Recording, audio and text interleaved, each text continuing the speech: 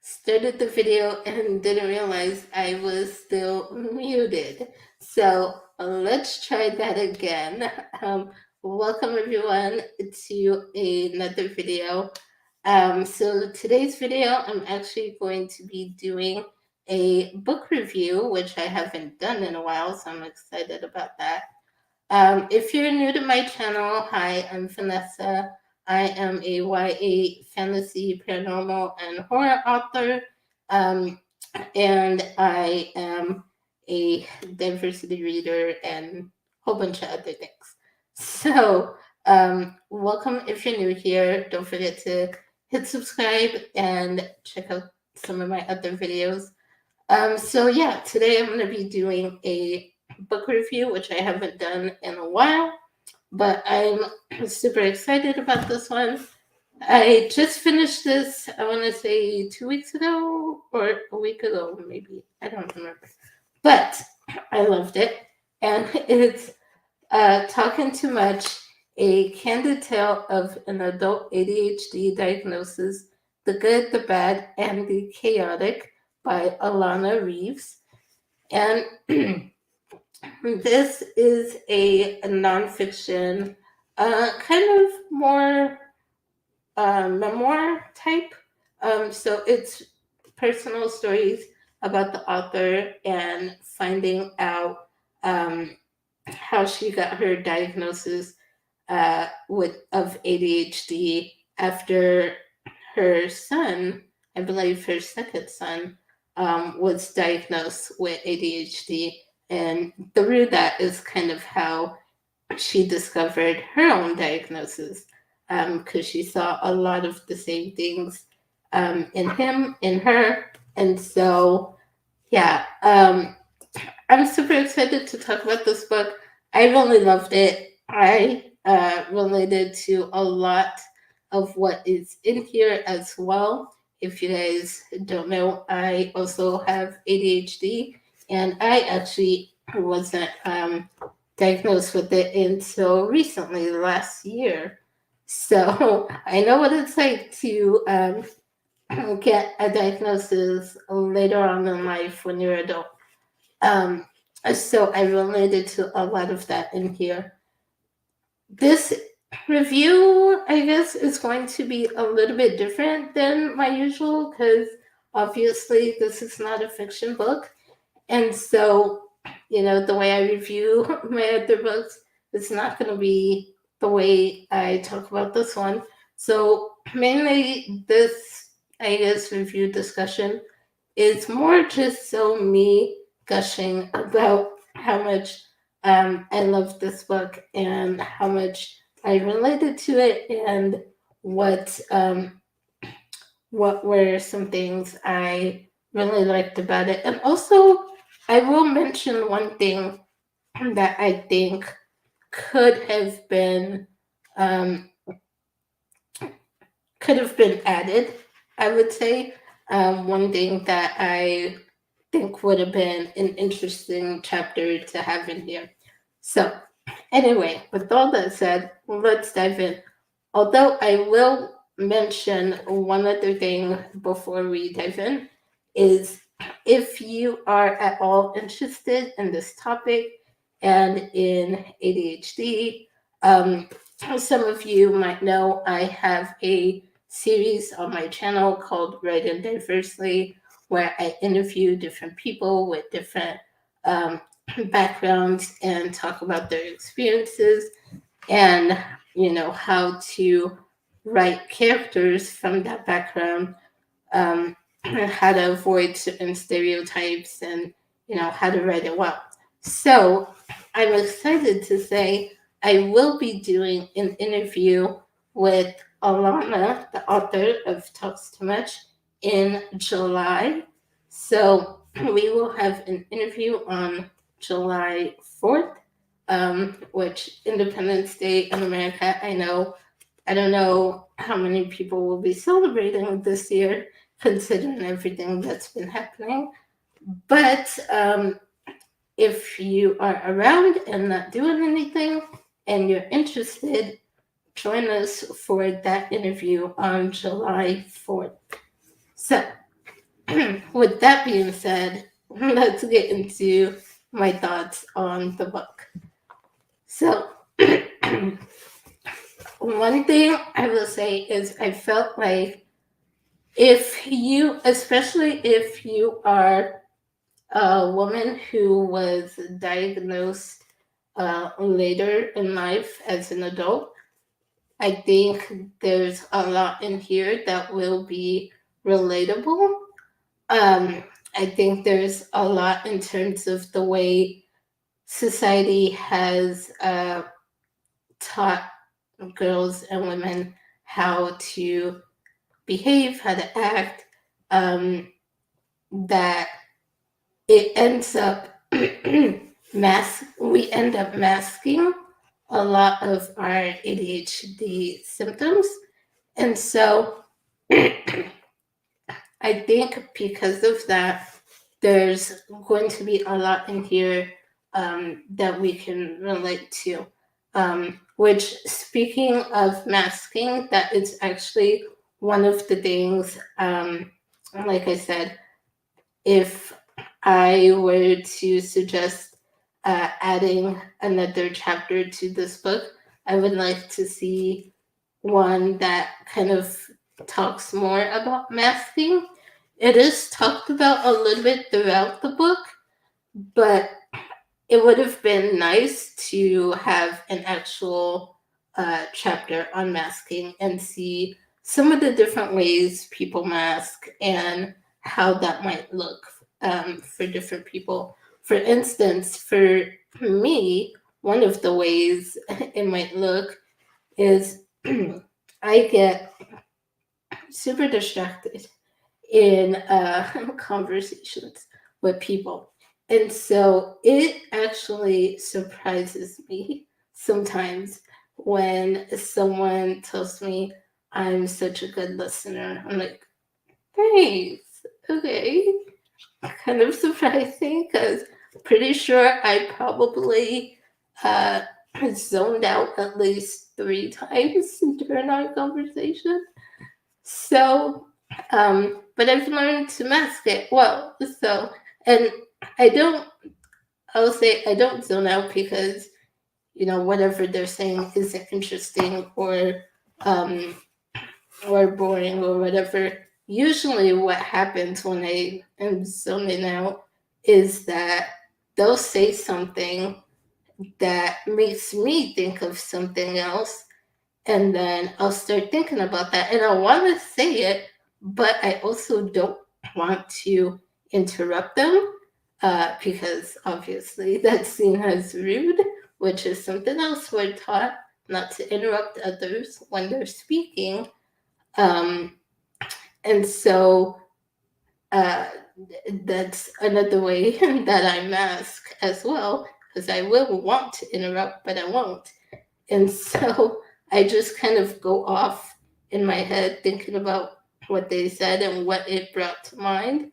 And it leads me down a rabbit hole of thinking about a whole bunch of other things until I realize, oh shit, I have not been paying attention. What did they just say? And then I start to pay attention again. And eventually I pick up on what they're talking about at that point in the conversation. But yeah, that's one of the ways it comes up for me, and one of the ways I end up masking.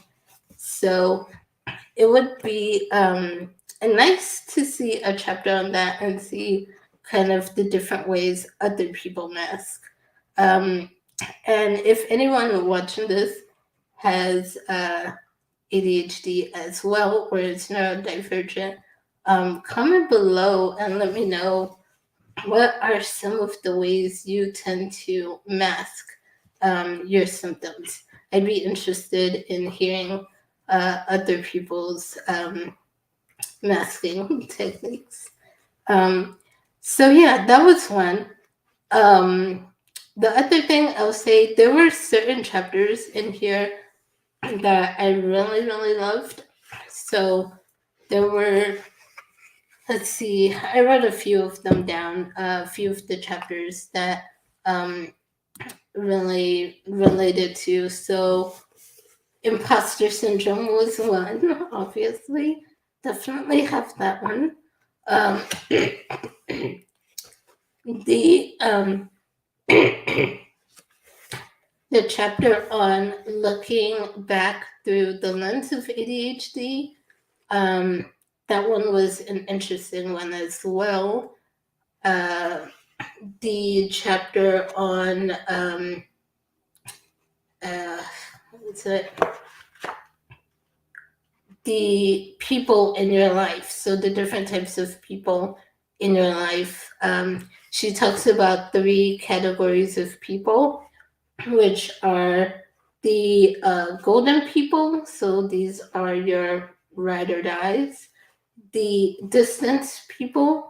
These are the people in your life that you're fond of, but you don't really interact with them on a regular basis, or they're not, super close to you. And then the third category, which I kind of laughed about, were the dicks. Because, yeah, there's a lot of people that are dicks, and some of them best to just cut out. Some of them you can't cut out, but gotta have some strong boundaries around them. So, and then the other chapter that I really liked was the kind of crap ADHD friendly hacks. I highlighted and wrote a lot of notes in that chapter. I was like, oh, these are some of these are really interesting and helpful. Like, let's see, where's one that I highlighted? um, yeah. So this one, let's see.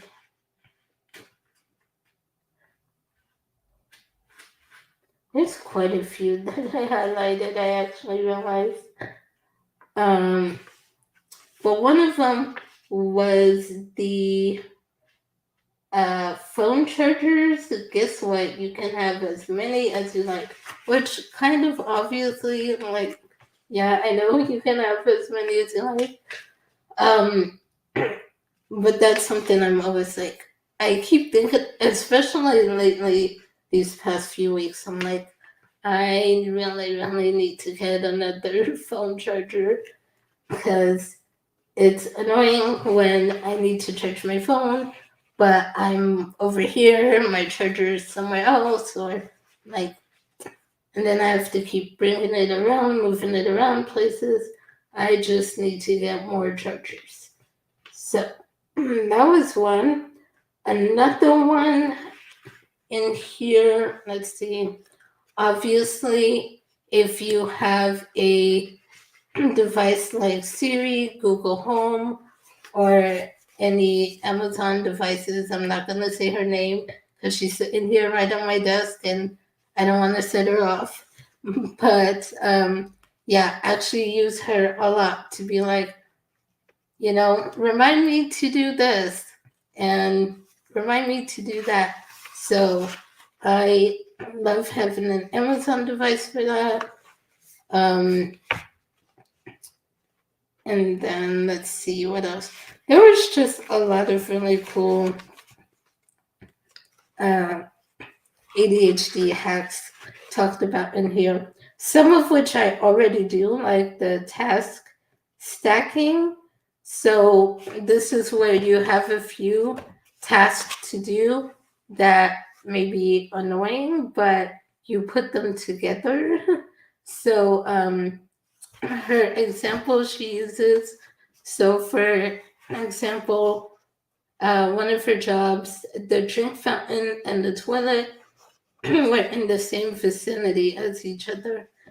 And she says, I find it annoying to have to go to the toilet at all. And I also find it taxing to remember to fill my water bottle. But doing them together was so pleasing. Not together, oh, you know what I mean. Add in smuggling my phone into my pocket so I could have a cheeky scroll on Instagram while on the loo. oh, don't pretend you don't do it too. So, and that's another thing. This book had a lot of funny moments like that as well. So I love her humor in here. Um, I loved her humor and her jokes. And yeah, like I said, task stacking is something I sort of do as well. For instance, for me, uh, one of the things I do with task stacking is taking my meds at the same time I am having breakfast because I will forget otherwise. So I'm like, you know what? Eating breakfast, get my meds at the same time. Boom, two done at once. Um, so that's one way I've done it. Yeah. So anyway, I'm not gonna make this too long. This is probably already a longer review than I anticipated because I tend to ramble sometimes when I don't have clearly written out notes, which I did not have this time. So you can see I kind of ramble at times. Um, so yeah, I'm just going to end it here and say this is definitely a good one to pick up. So if you are someone who has um, ADHD, especially if you've just been diagnosed as an adult, and especially if you're a woman, you might want to check this out. Super relatable. I will also say, if you are if you're a writer and you are writing characters who have ADHD, this would be a good resource to check out. Obviously, not everyone with ADHD is going to look exactly like this, which is another thing I appreciated she talked about in the book, was that ADHD is going to look different for everyone. And so while a lot of things may be relatable, not everything is going to be relatable. There were some things that she talked about in the book that she struggles with because of her ADHD, which is not really a struggle for me. So it just, everyone looks different, but there are things that you can pick out from here that might help you in your writing. So just be aware of that. And like I always say, always, always do your. I don't know why I keep coughing this morning, but like I always say, always do your research, and always get sensitivity readers who have the background of the characters you're writing about. So definitely make sure to do that. But yeah, I think this would be a good resource to add to your list if you are writing a character with ADHD. So yeah, I think that is pretty much all I have for this review. Like I said, I loved it. I cannot wait for my interview with Alana on July 4th. So guys can come back and check out the interview. There will be a replay. It'll still be up on my channel. So even if you can't make it on the 4th, you can watch it anytime after that. And also, if you are writing any neurodivergent characters, I also did do an interview earlier this year at the beginning of the year with Mariela Diaz, who is the founder of All Kids in Australia. And we got to talk about ADHD and autism.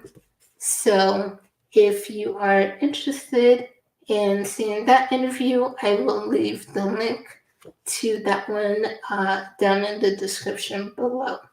So that's pretty much all I have for you guys today. I will see you guys in 2 weeks. I have another Writing Diversely video coming up for you guys